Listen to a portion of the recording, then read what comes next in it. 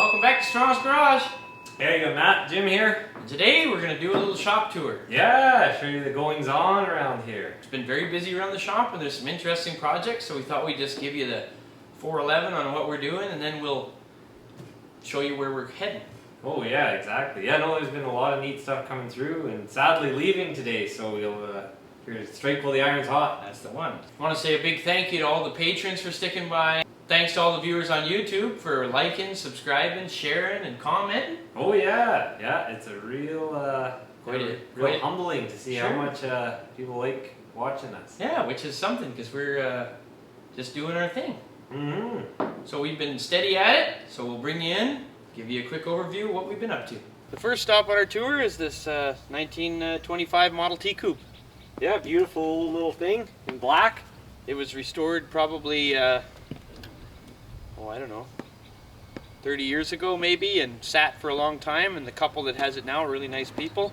They had us do some work on it last year, but the car needed transmission bands, so they brought it back for those. So we put the transmission bands in, and we did a head gasket on it. Yeah, head gasket, radiator leaked, fixed that, generator wasn't charging, so you know, once over for them to be able to drive it again. So it's a perfect example of a driving T where it shows fairly well and drives pretty good, and now it moves really good with its bands. Oh yeah, you're not pushing her through the floorboards, pushing it through the wood, you know, so to speak. Yeah, so we did that, and I know it's just fun to do service work on these cars sometimes because we have all these neat old tools that make the job go pretty smooth. I'll give you a quick tour of the car before it leaves. Okay, we'll give you a peek under the bonnet, or hood. We had to repair the horn. It actually had converted many years ago. Somebody put a late model, like a Ford just generator off a 50s car or 40s car with a voltage regulator, so we got that going again. Yeah, eliminating the cutout switch so it kind of regulates its charging. So it's we just did what we had to do to the car, like I said. So, and the horn sounds pretty good now.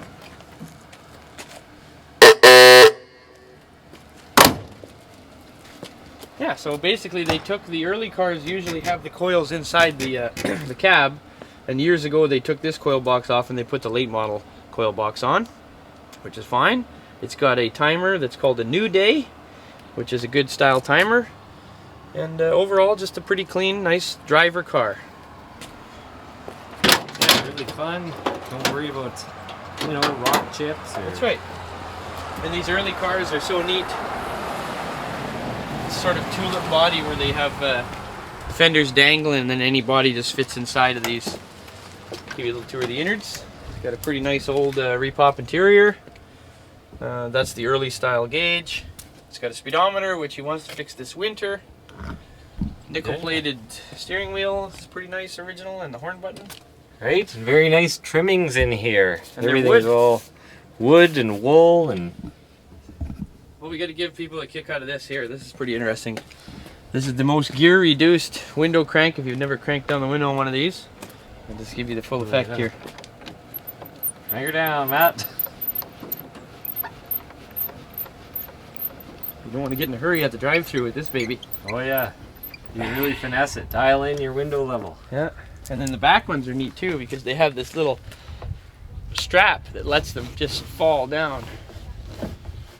There you go. Lots of fresh air coming in. And then back up it goes. Anyway, basically, ready for the feller to pick it up. It should have 30 by 3.5s on it. It's got late model wheels on it, like 21 inch. But that's okay. Little luggage rack for your luggage. Overall, just a neat car that him and his wife can enjoy with their kids. And that's what they wanted, so.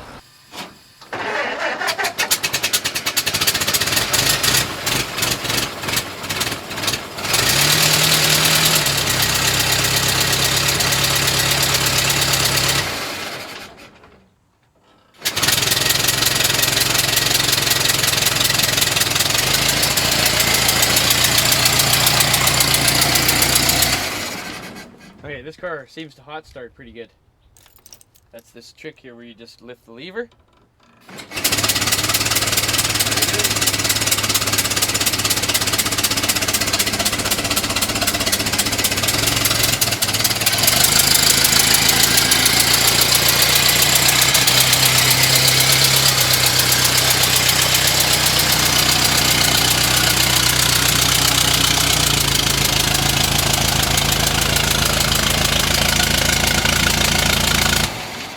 It's got this interesting heater where you just open up this flap and the exhaust heat just barrels in. And when you don't want heat, you just close her down. Have those brisk fall days. Let's see if it'll do it again. Nope, never mind. Getting greedy. Yeah. Here it is, the 1925 Model T. Next stop on the tour is this 1930 Model A Coupe. Yeah, this is a real sweetie. Yeah, it's a pretty neat car. A local feller from the Antique Auto Club got a hold of us.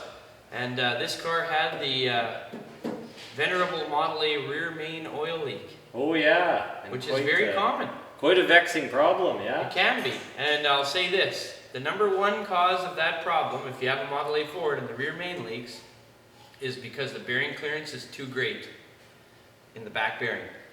And the number two cause is the little drain pipe, and then there's about 72 other causes.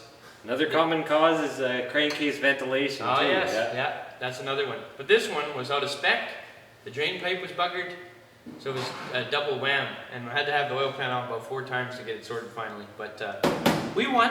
Yeah, no, so it's great. Yeah, no longer marking its territory so much. Yeah, it was quite the puddle every time you parked. So we did that, and kingpins. Oh yeah, we had to do kingpins in the car. Went through, tightened up the steering a bunch, and set the brakes, adjusted them good. So got all his lights working again, and he's ready to go. Yeah, and tour. His generator. The car wasn't charging. It was a fun little one. Take the band off. One of the brushes was missing, but the screw was run all the way in, so somebody had removed a brush. Yeah, it's really quite funny. Yeah. Because we asked him, hey, I don't think he's driven this car all that much. It's a fairly recent thing. And did it charge? Well, I think so. It always started, he said. But without a brush, it ain't never going to charge. We got... third brush generator converted to 2 brushes, yeah? Without any conversion. So anyway, let's give you a little tour of this car he built himself. And we did... Oh, we had to get his horn working, too. He had some horn trouble. Seems to be quite common around here. Very oil common. leaks and horn trouble. Yeah. But anyways, butterwork. It's kind of a cool car. It's he chose the colors. They're very vibrant. Oh, extremely vibrant. He loves it. So cool. Very cool. Yeah, a car like this is what you might call a custom restoration. Yeah, it's got all the doodads, bells, whistles. Got the chrome headlight bore and the little covers and the quail and the chrome hood latches and the little covers here that match and the amber lenses, and he decided to fill the roof. Can't hardly keep up with you. Right? These custom wheels. It actually has 3 spares, so it's not a 6-wheeler, it's a 7-wheeler. It's pretty cool. What's very neat inside is if we take a look at these garnish moldings. Have a look at how realistic that wood grain looks. Pretty cool. So yeah, really neat. He had a local fella airbrush that, and they did a wonderful job. And just a nice interior in it. Yeah, made the way he wanted to, but it's still basically a stock Model A underneath. Got a rumble lid. Yeah, kind of neat. Got the little blind in the back window there.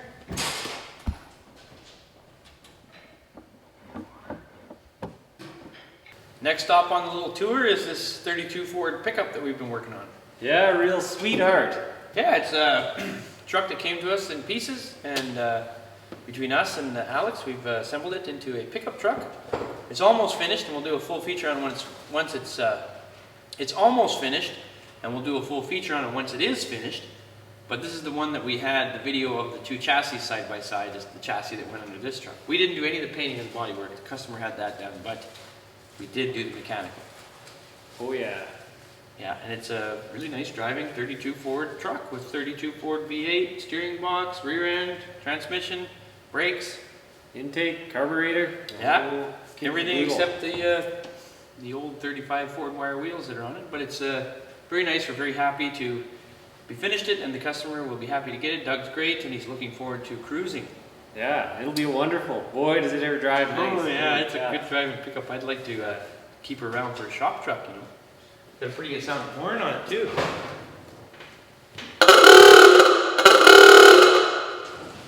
Ain't that something? Oh, it's just the way you want it. Yeah. Another 32 Ford Roadster.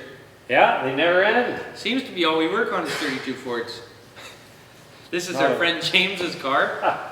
It's an original body on an original frame, and he's building a period correct late 1940s hot rod. So he's built most of the car. We're going to help him just finish it because it's been a few years, but it's a really cool car, and it's got all the right mojo, so to speak. And yeah, it'll be fun to finish. We're going to go through the brakes and stuff and get it sorted. Got the motor running, carburetors rebuilt, late model flathead like a 46 with old Edelbrock high-rise and 2 Stromberg 97s. And other than that, I think it's 32 Ford everything. It's pretty easy to build a hot rod out of a 32 Ford. Oh yeah, it's been done a few times. Well suited to it. But pretty much period to the late 1940s, and that's the kind of stuff we like. Like I said, late model flathead with the Strombergs, Edmunds heads, the early type ones that just say Edmunds on the bottom. And it's got a 1940 Ford, 39 to 41 Ford backing plates. So hydraulic brakes, and we're going to put an old chrome dropped axle in it, I believe is the plan. And yeah, just kind of finish it because it's pretty dang cool. Oh, it's a really cool car, but like so many projects that they linger. They linger, yes. So we're happy to help. I mean, I like working on stuff like this, no question. So yeah, over here in four-banger land here, we've got that B model that I got that needs some love. That's yet to happen. His customer work's been rolling on through. Good customer Greg brought us his Model A motor with the needing the Babbitt re-shimmed and a rear main leak. And yeah, like the Model A coupe we showed earlier, yeah, the loose rear main or excessive clearance just allowed too much oil out of there. So yeah, we re-shimmed all the Babbitt. Going to replace the camshaft as it was worn out, but otherwise it's a pretty good looking motor. So it's just awaiting the replacement camshaft. We've got it sealed in this hermetically sealed bag. What's this? What's this? Yes, been sneaking a bit of work in on this. Got this piece of glass that's been sitting on the roof for approximately 1 year, is now in its frame and back in the car, allowing me to install this list of stuff to do. So the plan is that we've kind of opted to go on a tour, like the tour that came to the shop earlier this year, but they be doing a southern Alberta sort of camping trip in late September, and so hopefully we can get this thing together. And so you can see it's a fairly long list, but I think we can get it done and hopefully get on the tour, and then yeah, get camping and touring. We've also been working diligently trying to clean a few things up around the shop and streamline it, so we're going to be moving these big green shelves behind us and kind of rearranging the equipment around here. It's been very hard because it's been very full. But this is another truck that came in. This is a Model A Roadster pickup. It's a 28, and it was restored quite a long time ago. It's all lacquered, yeah, but it's a nice car, and the fellow just wants us to go through it and make it run and drive like it should, which is perfectly. So we will handle that, but thought we'd just give you a sneak peek. We haven't really done anything to it yet. It runs, but it's got some leaks and issues, but you know, nice old vehicle. Yeah, very cool old truck. Very clean start to a pickup when they restored it, apparently. Yeah, so no, it's neat. But these Roadster pickups are a neat thing because you get your Roadster and your utility unit. Yeah, carry all your stuff around. Yeah, stuff and things. So this is the Model A. We just bring it in, we can just have a peek. Peek under here. Bonnet open here, and away we are. Nice, honest, original Model A motor. So we'll have to rebuild the carb for the fellow. Oil pan leaks. Oil pan leaks, yeah. Steering box maybe. Just kind of go give her the old once over. Yeah, it's got a really nice old lacquer paint. I don't know if you can catch that. Yeah, very cool. Patina cracking. Nice interior with the red steering wheel. More or less a nice vehicle. Very nice. Next stop on the tour, this 1941 Brown & Sharp #2 universal milling machine. Yeah, heavy as a car. Slightly more useful than a car in certain aspects. Well, for sure, for us. yeah, just a wonderful old piece of machinery. So this belonged to a fellow in Calgary, which is about 3 hours south of where we were at. And he had gone through it a bunch, and he was a machinist and a teacher and a mechanic and a collector and an interesting fellow. Unfortunately, he passed away. He was well into his 90s. Yeah. But his son was gracious enough to sell us his father's milling machine. And we went through a few things. Jim rewired a couple of things, and wouldn't you know it, it works like new. Oh yeah. It's a very interesting mill too. It was bought brand new by the Canadian military in December of 1941. And it's outfitted with absolutely everything. And everything is serial numbered to the machine. So we've got that indexing head and the center that has the same serial number as the machine. And then it's got a vertical head that goes on it, and another horizontal head, and it's power everything. Oh, pretty cool. Really and it's really, sometimes you find them, they've been sitting out in the weeds, but this thing was pretty well cared for. Always, yeah. And then I didn't have it, but my dad had years ago. It came with a broken vise, but he had this nice brown and sharp vise that we fixed up, so now we are brown and sharp all the way. Pretty neat thing. Brown and sharp wealthy around here. Anyway, it's a nice machine. You can actually power the indexing head, Oh, cut yeah. gears with it. Yeah, it's quite wonderful. We got all the gearing and adapters to come off this feed here and come into that. And yeah, you cut spirals or flutes or any combination of that. So if we were really savvy, we'd cut gears. Yeah, no, it's super, super neat machine. Beautiful castings. Yeah. A new one to the fleet.